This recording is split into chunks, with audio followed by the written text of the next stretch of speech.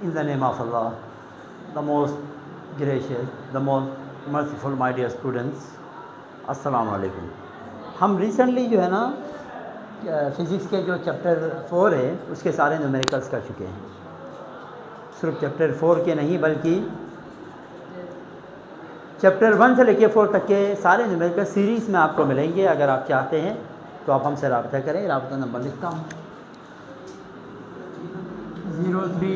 0344890960 तो इस नंबर पे आप रब्ता कर सकते हैं।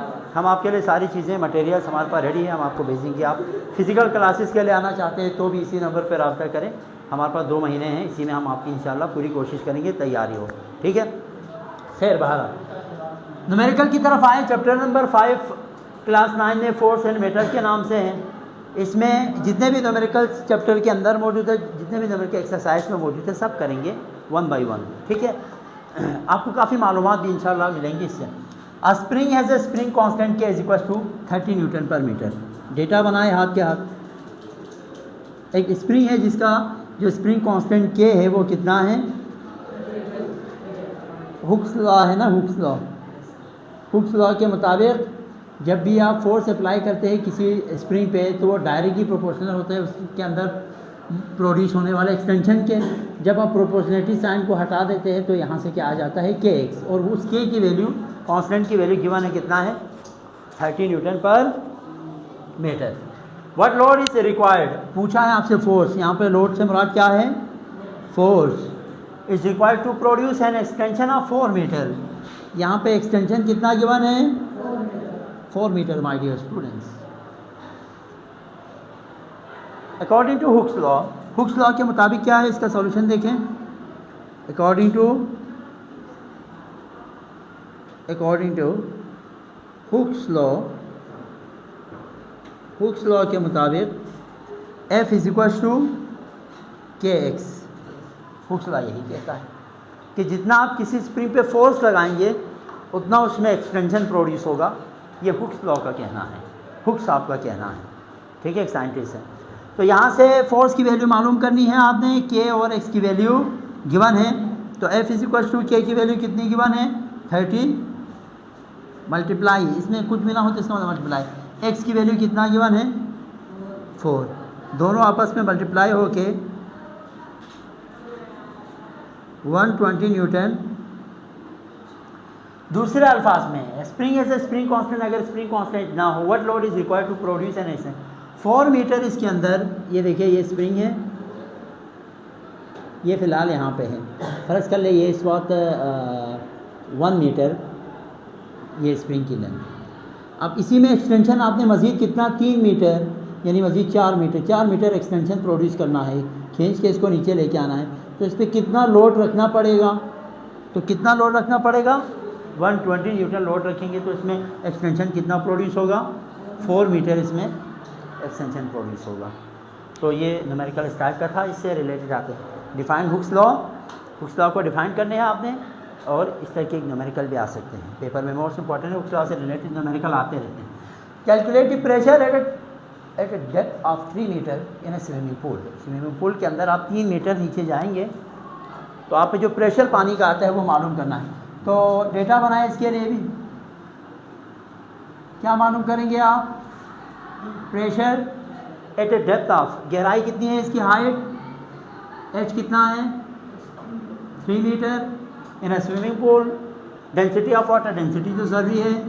वाटर का डेंसिटी कितना होता है? 1000 kg पर मीटर क्यूब, ठीक है, ठीक है। सॉल्यूशन देखो इसका। याद रखो कि जब भी आप पानी के नीचे जाते हैं तो पानी का जो आपके ऊपर प्रेशर है ना, तो उसके लिए फार्मूला है वो ये है, P is equal to under depth of water P is equal to ρgh। ये है फार्मूला। ये क्या है? पानी के अंदर जब भी प्रेशर निकालते हैं आप तो ये फार्मूला यूज़ करते हैं। अब यहाँ पे रो डेंसिटी है, G की वैल्यू आपको पता है कितनी? G की वैल्यू क्या होती है? 9.8 मीटर पर सेकेंड स्क्वायर। तो सारी चीज़ें यहाँ हैं, तो प्रेशर निकालना कौन सी बड़ी बात है ना। तो सॉल्यूशन करते हैं इसका, मतलब फार्मूला ये यूज़ करेंगे। ये मैंने आपको ऐसे बता दिया सॉल्यूशन यहाँ पे।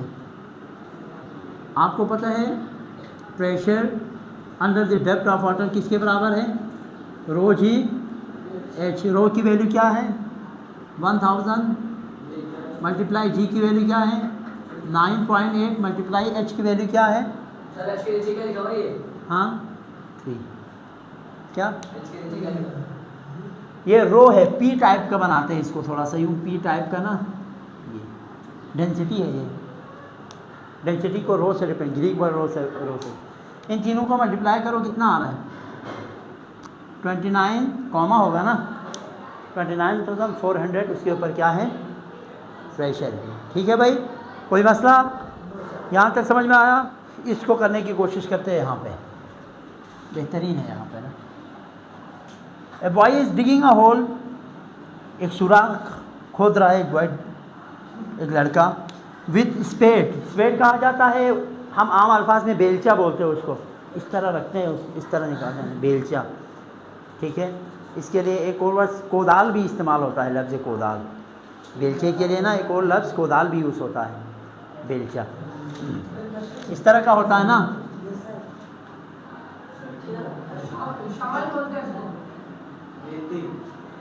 ये यहाँ से मट्टी वट्टी वगैरह जो सफाई, बेलचा भी बोलते हैं इसको, कोदाल भी। खैर जो भी हो, तो इसका जो है सिरा है ना, ये वाला सिरा, हाँ वो कितना है 0.1 सेंटीमीटर स्क्वायर। तो यहाँ पे एरिया गिवन है, क्या गिवन है भाई, डेटा बनाएंगे हम इसके लिए। एरिया कितना गिवन है 0.1 सेंटीमीटर, लेकिन हमें किस में चाहिए सेंटीमीटर स्क्वायर में नहीं, बल्कि किस में चाहिए मीटर स्क्वायर में चाहिए। तो सेंटीमीटर स्क्वायर को याद रखो, मीटर स्क्वायर में कन्वर्ट करने के लिए जिस तरह सेंटीमीटर को मीटर में कन्वर्ट के लिए 100 से आप करते हैं ना, तो यहाँ पे सेंटीमीटर स्क्वायर है, तो यहाँ पे 100 को 2 टाइम्स आप मल्टीप्लाई करेंगे। तो देखो यार तकरीबन 10,000 हो जाएगा। 0.1 डिवाइडेड बाई 10,000 करो, 1 10 की -5 किस में आए, यानी सेंटीमीटर स्क्वायर को मीटर स्क्वायर में हमने चेंज कर दिया। ठीक है, कैलकुलेट प्रेशर, क्या मालूम करना है, प्रेशर मालूम करना है। When he is exerting a force of 1000 Newton, force कितना लगा रही है 1000 न्यूटन। तो इसका सॉल्यूशन यहाँ सिंपल है, आपको पता है कि pressure can be define as force per unit area.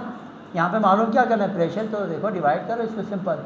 Force कितना है 1000 डिवाइडेड बाई 1 10 की एक्सपोनेंट -5, तो आपके पास प्रेशर निकल आएगा पास्कल में आना 10 की -5। तो इस तरह भी कर सकते हैं 1000 डिवाइडेड बाई 0.00001, 4 पॉइंट के बाद 4 दफ़ा 0 फिर 1, इसको मैंने एक्सपोनेंट से ऑर्डिनरी में चेंज कर दिया,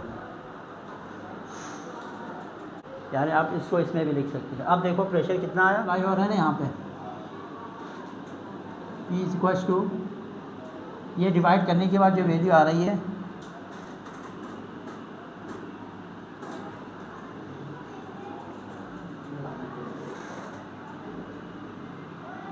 ये सिंपल दूसरे अल्फाज में 1 एक्सपोनेंट 8 1 2 3 4 5 6 7 8 1 एक्सपोनेंट 8 क्या आएगा पास्कल। इस फॉर्म में भी लिखो या 1 इस तरह यानी 10 करोड़ पास्कल इस पर प्रेशर है। ठीक है, आई बात समझ में। तो इतना प्रेशर वो उस पर अप्लाई कर रहे हैं उस बेलचे पे, क्या समझ में नहीं आ रहा। ये देखें ना, एरिया 0.1 सेंटीमीटर स्क्वायर में था, इसको मीटर स्क्वायर में कन्वर्ट करने के लिए हमें 10,000 से डिवाइड करना पड़ा। ठीक है, वैसे सेंटीमीटर को मीटर में कन्वर्ट करने के लिए क्या करते हैं 100 से करते हैं। यहाँ पे सेंटीमीटर स्क्वायर है, तो स्क्वायर जब होंगे ना तो 200 से आपको क्या करना पड़ेगा डिवाइड करना पड़ेगा। तो ये वैल्यू आ गई, ये वैल्यू आ गई। फिर इसके बाद प्रेशर मालूम करना था, फोर्स की वैल्यू भी गिवन है। फार्मूला है P = F/A। F की जगह 1000 पुट कर दिया, और ए की जगह यही वैल्यू जो हमने मीटर स्क्वायर में एरिया है ना ये दरअसल, तो इन दोनों को डिवाइड करेंगे तो डिवाइड करने से 1 एक्सपोनेंट 8 पास्कल आया खत्म। ठीक है, 1 pascal Newton per metre square के भी बराबर होता है। ठीक है, याद रखो इस यूनिट को प्रेशर का यूनिट पास्कल भी है, यहाँ पर लिख के रखता हूँ 1 पास्कल बराबर होता है 1 न्यूटन, फोर्स का न्यूटन पर मीटर स्क्वायर। ये दोनों यूनिट आप यूज़ कर सकते हैं क्योंकि 1 पास्कल इसी के बराबर है, तो आखिर में यूनिट आप ये यूज़ कर सकते हैं। आखिर में इधर ना पास्कल की जगह पे न्यूटन पर मीटर स्क्वायर भी लिख सकते हैं। ठीक है, 1 हटा के लिख पास्कल बराबर। If the density of sea water is इतना, डेटा बनाओ डायरेक्ट। डेंसिटी से मुराद रो कितना है 1150 किलोग्राम पर मीटर क्यूब। कैलकुलेट प्रेशर, क्या मालूम करना है, प्रेशर मालूम करना है ऑन ए बॉडी। हाइट कितना है, हाइट कितना है 50 मीटर।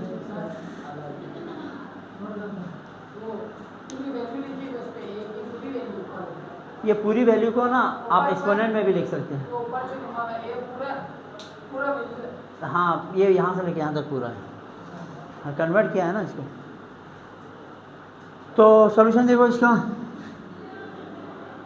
एक और बात, डेंसिटी ऑफ सी वाटर, आपको पता है जी की वैल्यू हम क्या यूज़ करते हैं, 10 यूज़ करें या 9.8 यूज़ करें। 9.8 मीटर पर सेकेंड स्क्वायर इसकी एग्जैक्ट वैल्यू है, लेकिन आप आसानी के लिए 10 यूज़ कर सकते हैं, गलत नहीं होगा। तो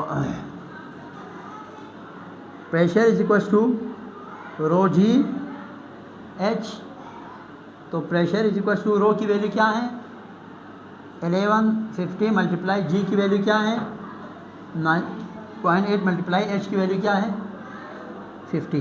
तीनों को मल्टीप्लाई करो और मुझे आंसर बताओ